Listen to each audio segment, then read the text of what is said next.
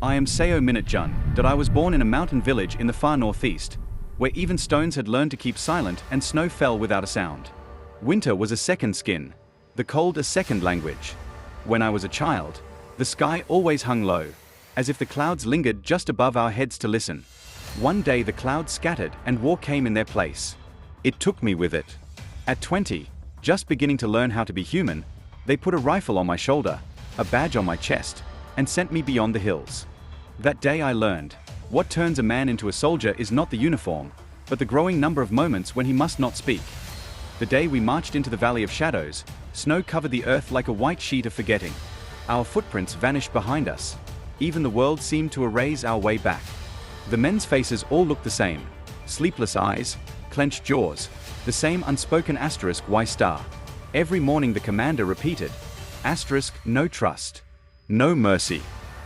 Asterisk each time he said it, a thin glass inside me cracked a little more. When the crack reaches your heart, you stop talking. So I walked. With every step, as the snow reached my knees, I felt as if I were digging graves for the pieces of who I used to be. The end of the valley was a small settlement, nameless on any map. No smoke rose, no dog barked, only the crunch of snow and the distant creak of a roof beam. A hut stood with its door half open. Inside, the stove was cold but the walls were alive with children's drawings, crooked mountains, a round sun, a figure with arms outstretched and the trembling word beneath it. Asterisk asterisk APPA asterisk asterisk. Asterisk father. Asterisk that word came at me like a ghost. For a moment the rifle lost its weight, replaced by the heavy emptiness inside me. I had once spoken that same word aloud as a child.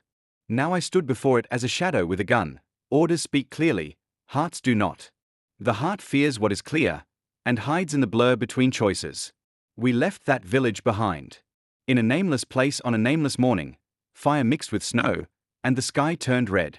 I understood then that war has no winners, only survivors who breathe a little longer. Years passed. The war ended, or so they said. But what begins inside a man does not end when others declare peace. My hands, shaped by the cold steel of a weapon, never fit comfortably around another human being again. Simple acts, breaking bread, pouring tea, turning a door handle, became heavy, as if each movement carried an invisible chain. I returned to my village. My mother's house was gone, the fields empty, the wind itself whispering asterisk you're too late. Asterisk one day by the river I found a child's drawing half buried in the mud. A mountain, a sun, and a soldier. Beneath it, the same word, asterisk asterisk APPA will come back. Asterisk asterisk my knees gave way. Perhaps that little girl was still waiting somewhere.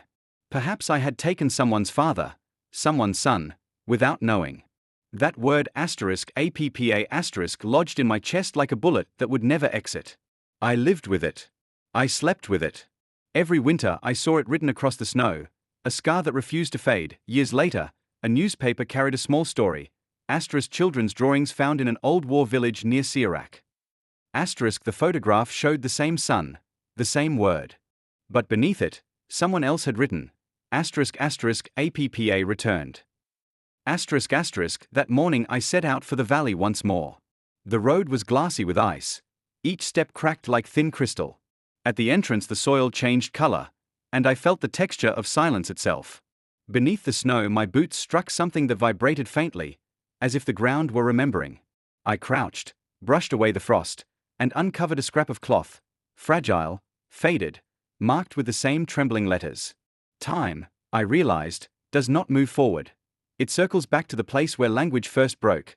The remains of huts lay half sunken in snow. Each stone foundation marked the outline of a room, each room the ceiling of a voice that once lived there. Beside one stone lay a dark object, maybe a bowl, maybe a toy, impossible to name.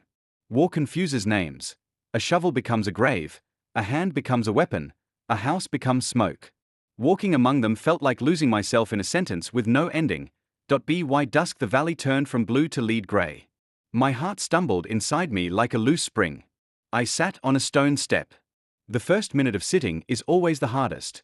Your back resists the weight of stillness. Then stone and body find a truce.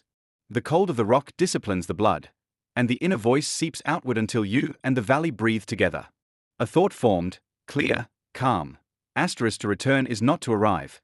It is simply the name of the road you walk. Asterisk I came back to that place again and again. Every season revealed a new sentence hidden in the soil. When spring melted the snow, water traced the same lines once drawn in charcoal on the walls. In summer, purple flowers bloomed where houses had burned, each petal carrying the faint scent of forgotten meals and silent laughter. Sometimes memory does not live in people. It lives in smells, in dust, in the breath of soil. I rebuilt a small hut near the mouth of the valley, between pine and birch trees, where the wind roared from the north and whispered from the south. The door faced the sun, the window faced the mountain shadow. Inside I made 2 shelves, a table, a small stove. On the first shelf I placed stones. On the second, words. On each stone I carved the hour of the day. On each word I wrote the scent of it. The table creaked as the papers piled up, and the kettle's boiling became the rhythm of my new heart. Every morning I opened the door to let the valley's breath in, sat by the window to listen to the soil's verdict for the day, and returned to the table to weigh my words. Some days the words were heavy, spilling over the edge like water. Some days they were light as ash. Then I stopped writing on paper and marked the stones instead. Stone remembers longer than ink. Each scratch on its surface was a season recorded. With time, I noticed small footprints near the path, child-sized, delicate. They circled the hut, vanished by the stream, appeared again under the willow. Each track was a question, each question a quiet greeting. I left my door ajar and tied a bundle of dry herbs above the frame. When the wind passed, it chimed softly like a bell. The visitor could have been a bird, the wind itself, or the life I had once lost returning in another shape. When winter came again, I hung a sentence on the wall. Asterisk peace is not a destination, it is a line we keep approaching. Asterisk the wind read it. The snow read it. At dusk I sat by the window and watched the mountain shadow blend into the night. The deeper the darkness, the whiter the snow, the deeper the silence, the truer its sound. My war grew still within that white. A pain that stops moving no longer kills. It simply teaches endurance. Sometimes a cloud drifted over the hut and left its shadow across the threshold. I stood inside its edge and counted my breaths. Breathing is like forgiving, giving and taking at once. I never used the word asterisk forgiveness asterisk. It felt too heavy for what it meant. Instead, I chose asterisk remembrance star. To remember was to leave gentle marks where time had once forced me to walk without traces. They were not confessions, just signposts for anyone who might follow. One spring morning, by the riverbank, I found another scrap of fabric tangled among the purple blossoms. Wet and heavy, its thread still held a small sun stitched in pale yellow, half a curve unfinished, a tiny dot beside it. I lifted it from the water. The thread brightened as it dried. That half curve was the reason behind every sentence I had written. I placed the cloth on the top shelf. It spoke more truth than any of my words. Since the day I stood before the wall that said APPA, I have tried to leave small answers in place of the questions I once created. An answer made of tea steam, a notch on a stone, the scent of dried cloth. Some truths only bloom when speech ends. When snow begins to fall, I walk to the mouth of the valley and slow my steps, watching my footprints close behind me. Each disappearing print reminds me, the world is not forgiving me. It is simply continuing. At night, between sleep and waking, a lullaby drifts through the air. I never know whose voice it is. The words are lost, but the rhythm remains, carrying me across that narrow bridge of dreams.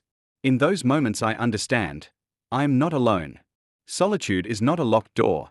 It is a door left slightly open from within.